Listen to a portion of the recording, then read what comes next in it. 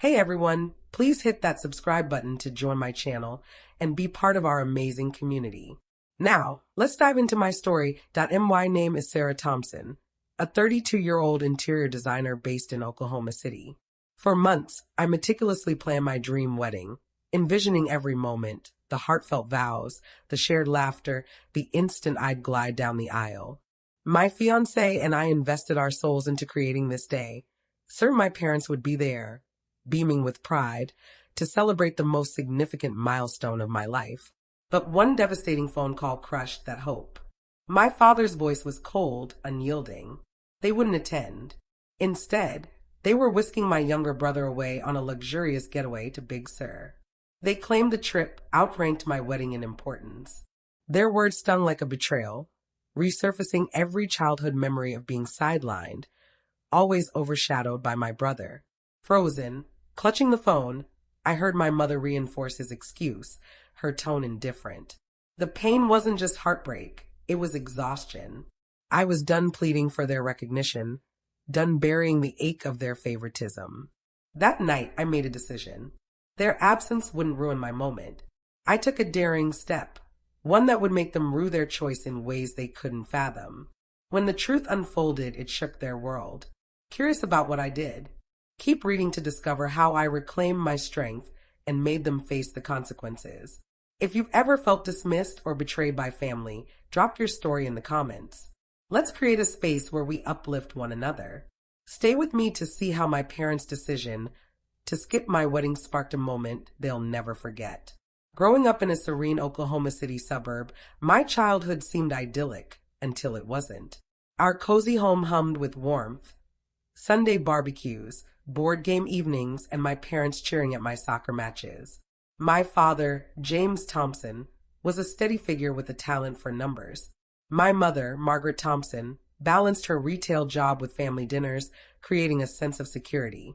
My younger brother, Ethan Thompson, for years my junior, was my constant companion, trailing me with his toy cars and endless curiosity. We felt like a tight-knit family, or so I believed. At 10, the first fractures appeared. Late-night arguments between my parents grew sharper, their voices laced with terms like divorce and custody that I couldn't fully grasp. Hiding under my covers, heart pounding, I prayed they'd stay together. They did, but something shifted. The warmth in our home grew heavy, like a storm forever looming. After that, my parents' focus pivoted. They showered Ethan with attention as if he alone could mend their cracks. It began subtly, extra affection for him, new shoes for him while mine were tattered. By 11, it was unmistakable. They'd miss my school plays to drive him to baseball practice, celebrating his every hit while my straight-A report cards went unnoticed. He needs us more, Mom once said, brushing off my hurt. I pushed myself harder, joining debate club, winning art competitions, desperate for their notice. But their eyes stayed locked on Ethan, his games, his moods, his every desire. I'd lie awake, wondering why I fell short.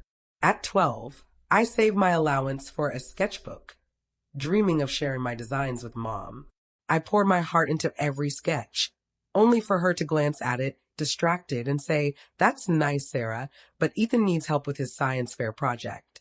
My chest tightened, the sketchbook slipping from my grasp. I didn't cry. I'd learned tears changed nothing. Instead, I doubled down, perfecting speeches, acing tests, anything to earn their gaze. But every triumph felt like whispering into a void. Ethan's laughter filled our home, while my victories faded into silence. The favoritism wasn't just attention, it was resources, time, everything. They bought him a shiny bike for his birthday, while I got a card and a pat on the shoulder. When I asked Dad why, he sighed, "He's younger, Sarah. You're tough enough to deal." Tough enough. Those words seared, hollowing me out. I kept a mental tally of every missed recital, every time they prioritized Ethan's needs. By 13, I stopped seeking their approval, but the pain lingered, sharp and persistent. I'd watch them cheer at his games, their smiles radiant, and feel like an outsider in my own home. Those years forged me. I learned to depend on myself, to carve out a world where I wasn't invisible. But the sting of being second best never dulled. It wasn't just the gifts they gave Ethan. It was the love they withheld from me. That weight lingered, waiting to erupt years later. By my teens, I stopped chasing their validation. As I grew, my parents' preference for Ethan became undeniable. In high school, the divide was a canyon. Dad, always hunched over his accounting books, and Mom, rushing between retail shifts, poured their energy and savings into Ethan's every whim. At 16, he got a gleaming new pickup truck for his birthday, paid for. Without hesitation, I was handed the keys to their old sedan, told it was plenty for me. "Sarah, you're responsible," Dad said, his tone suggesting I should be thankful for less. I wasn't begging for a car. I just wanted them to see me. In my senior year, I earned a full scholarship to the University of Oklahoma for art and design. Bursting with pride, I rushed home, expecting a moment of celebration. Instead, Mom barely glanced up from her phone. "That's nice, Sarah, but Ethan's got a big game this weekend," she said, distracted. Ethan, a junior, was the basketball team star, and my parents never missed a shot. My scholarship was forgotten by dinner. They didn't ask about my college plans, but spent thousands on Ethan's private coaching. I felt like a ghost, my achievements erased by his spotlight. At 19, I moved out, determined to forge my own path. I burned the midnight oil studying, worked side jobs, and secured internships with top Oklahoma City design firms. By 26, I launched my own business, crafting inviting hotel lobbies. My first major contract, a boutique hotel downtown, was a personal triumph. I invited my parents to the grand opening, hoping they'd finally take pride in me. Dad texted back, "Sorry, Sarah, we're at Ethan's gym launch." My brother, fresh from college, had decided to become a personal trainer, and my parents didn't just support him, they funded his entire startup, from equipment to rent. Staring at that text, my heart sank, realizing my success meant nothing to them. Ethan leaned into their favoritism, soaking up their attention. He'd call Mom for business advice, and she'd spend hours laughing, plotting his next step. When I called to share news of a new client, she'd cut me off. "Can we talk later? Ethan's got a big meeting." Ethan wasn't malicious. He just never questioned why he got everything while I got excuses. Dad would say, "Ethan's still figuring things out." "You're fine, Sarah." "Fine." That word cut like a blade, chipping away at my worth. I began questioning if I was the problem, if I'd ever measure up. I pushed harder, landing bigger projects, earning local design awards. At 28, I was featured in an Oklahoma City magazine as a rising entrepreneur. I sent my parents a copy, hoping for a spark of pride. Weeks later, Mom mentioned it casually. "Oh, that article was nice, but have you seen Ethan's new website?" My brother's fitness brand was flourishing, funded by their savings. My awards, my sleepless nights, my sacrifices, they didn't register. I stopped sharing updates, but the weight of being unseen grew heavier. Each slight built a wall inside me. I'd lie awake, replaying their dismissals, wondering why I kept trying. Their love was a prize I couldn't win, no matter how hard I fought. By 29, I knew chasing their approval was futile, but the pain shaped every decision I made. I was redesigning lobbies for major chains, blending modern elegance with cozy warmth, earning praise across Oklahoma City's creative scene. Every contract was a victory, proof of my resilience in a world where my parents' approval was a distant memory. Late nights refining floor plans and sourcing materials became my sanctuary, silencing the doubt that I'd never be enough. At 30, I met Daniel Carter at a networking event.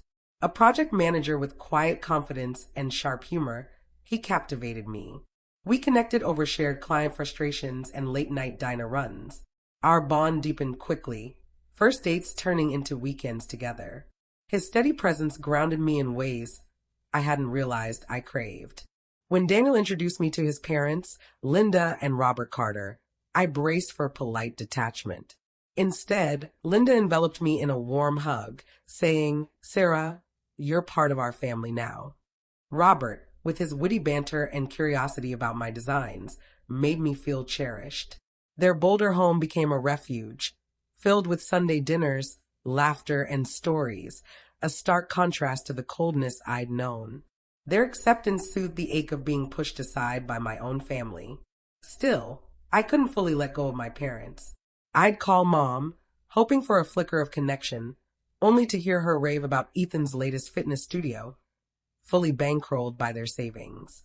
"He's thriving," she'd say, barely asking about my work. Dad was just as distant, brushing off invitations to see my latest lobby with vague excuses about Ethan's busy schedule.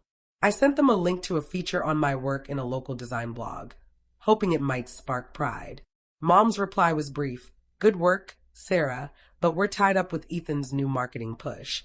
Each rejection cut deeper, reinforcing my invisibility. Ethan, as always, basked in their focus, leaning on them for everything while I fought for scraps of their time. Daniel's family filled the gap. Linda called to check in, genuinely curious about my projects. Robert offered advice on tough clients, his gruff warmth making me feel like a daughter. Their support gave me strength, but it didn't erase the sting of my parents' neglect. I invited them to an industry event where I was honored as a rising star. Dad agreed to come, only to cancel last minute, claiming Ethan needed help with a business loan. "You'll be fine, Sarah," he said, his voice distant. I swallowed the hurt, exhausted from begging for their attention. Eventually, Daniel proposed under a starry sky, his words simple yet resolute. "Sarah, let's create our life together." My heart swelled, imagining a future where I was enough. As we planned our wedding, I sent my parents a save-the-date card, clinging to a fading hope they'd show up. Their response, when it came, pushed me to a breaking point I hadn't anticipated. With our wedding months away, Daniel and I poured our hearts into every detail. We chose a sprawling ranch outside Oklahoma City, picturing a day bathed in soft lights, wildflowers, and our closest loved ones. Every element, table settings, playlists, handwritten vows, reflected our shared vision. Daniel managed logistics with calm precision, while I sketched layouts to make the venue an extension of our love. For the first time in years, I felt unburdened, building something truly mine. Yet a quiet hope lingered. Maybe this would be the moment my parents finally showed up. I mailed elegant invitations to James and Margaret Thompson, envisioning them walking me down the aisle. I included a heartfelt note: "This is my biggest day. I'd love for you to be there." Weeks passed without a reply. I called Mom, voice steady but hopeful. "Did you get the invite?" I asked. Her answer was curt: "We're busy, Sarah. Ethan's got a trip planned." My stomach sank. "What trip?" I pressed. She hesitated, then admitted they were taking Ethan to Big Sur for a lavish getaway. "It's a family thing," she said, as if I weren't family. My voice rose. "This is my wedding. Doesn't that matter?" Mom sighed, dismissive. "You'll have plenty of people there, Sarah." The call with Dad was worse. "Big Sur's a once-in-a-lifetime trip," he said, his tone flat, like my wedding was insignificant. Years of frustration erupted. "Why is it always Ethan? Why am I never enough?" Silence. Then he muttered, "Don't make this about you." I hung up, hands trembling, gutted. Their choice wasn't just about missing my wedding. It was proof I'd never be their priority. Ethan, as always, got their time, their money, while I begged for scraps. I paced our apartment, tears burning, replaying their words. It wasn't just the trip. It was every moment they'd chosen him over me. Every time I'd buried my pain to keep the peace. Daniel found me curled up on the couch, face in my hands. He didn't push, just sat beside me, his presence steady. "They don't get to ruin this," he said softly, hand on mine. I nodded, but the pain was a weight I couldn't shed. Linda and Robert, Daniel's parents, called to check in, their excitement for the wedding a stark contrast to my parents' indifference. "We can't wait to see you in that dress, Sarah," Linda said, her voice warm. Their support made the betrayal sharper. I'd spent years chasing my parents' love, only to be dismissed again. This time it felt final. That night, I lay awake, mind racing. I was done pleading, done hoping for change that wouldn't come. Their decision to skip my wedding for Ethan's vacation was a line in the sand. I wouldn't let their absence define my day. A spark of resolve ignited. I'd take back control. I wasn't sure how, but it would be bold, something to make them feel the cost of their choice. The hurt was raw, but it fueled a fire. I was ready to stand up, not just for my wedding, but for myself. One sleepless night, I decided I was done seeking my parents' approval. The wound from James and Margaret choosing a trip with Ethan over my wedding still ached, but I refused to let it dim my joy. Daniel and I dove into crafting our perfect day at a ranch outside Oklahoma City. My design instinct shaped every detail. Handwritten vows, lanterns casting a warm glow, a space that felt like us. The absence of my family stung, but resolve pushed me forward. This wedding was about the life I was building, not the one they ignored. Linda and Robert stepped in like a lifeline. Linda spent hours with me picking flowers, her gentle guidance easing my stress. "Sarah, this day is yours," she said, her smile grounding me. Robert tackled vendor logistics with his practical humor, keeping everything on track. Their warmth felt like the family I'd always craved. My friend Emily Parker, a photographer with a knack for capturing raw emotion, offered to shoot the wedding. "I'll make this day unforgettable, Sarah," she said, her enthusiasm infectious. Friends rallied around us, their support filling the void left by James, Margaret, and Ethan. I hadn't heard from them. No calls, no texts, just silence. It hurt, but I channeled it into making our day unforgettable, determined to prove I didn't need them to feel whole. The wedding morning arrived. In my lace dress, I stood before the mirror, Daniel's quiet, "You're my everything," grounding me. As I walked down the aisle, friends, colleagues, and local faces cheered. Emily's camera clicked, capturing the love around us. Linda's eyes shimmered as she squeezed my hand. Robert gave a proud nod. My parents' absence lingered, but the joy of others softened it. We exchanged vows, promising to choose each other daily, and the applause felt like the universe's embrace. The reception buzzed with music, laughter, and dancing, a vibrant testament to the community that showed up when my family didn't. As the night wound down, Daniel and I slipped away, basking in our day's glow. I checked my phone for friends' messages, heart soaring. Then I saw it, Mom's social media post, timestamped that day. Photos of her, James, and Ethan grinning on a Big Sur cliff, captioned, "Family adventure of a lifetime." The words cut like a blade, twisting my wedding's joy into something bittersweet. They hadn't just skipped my day, they'd flaunted their choice to the world, as if I didn't exist. Scrolling through their post, seeing friends' comments ignoring my wedding, I felt a fresh wave of pain. Daniel noticed my expression and pulled me close. "They don't define you," he said firmly. I nodded, tears prickling, his words steadying me. The wedding's success rippled through Oklahoma City. Friends shared photos online. Vendors raved about the event, calling it unforgettable. The buzz spread, and I knew James and Margaret would hear about it through mutual contacts or social media. Their Big Sur post, once so boastful, now stood in stark contrast to my radiant day. I pictured them wincing as friends asked why they'd missed it. Ethan, too, would learn how my wedding thrived without him. I didn't want to hurt them, but I hoped they'd feel the weight of their absence. The love around me, Daniel's strength, Linda's warmth, Emily's lens, lifted me in ways my parents never had. I felt liberated, not by their regret, but by knowing I was enough. Leaving the ranch hand in hand, I carried a new strength. The triumph of our wedding, despite James, Margaret, and Ethan's absence, ignited a fire in me. Their Big Sur post, those carefree photos shared on my wedding day, had cut deep. But I was done letting their choices dim my light. I poured my energy into building a life that spoke for itself. Daniel and I settled into our new chapter, and I leaned into my career, determined to leave my mark as an interior designer. The love of my new family, Daniel, Linda, and Robert, gave me the strength to rise above the hurt and create a future where I was enough. My design firm, once a small Oklahoma City operation, began to soar.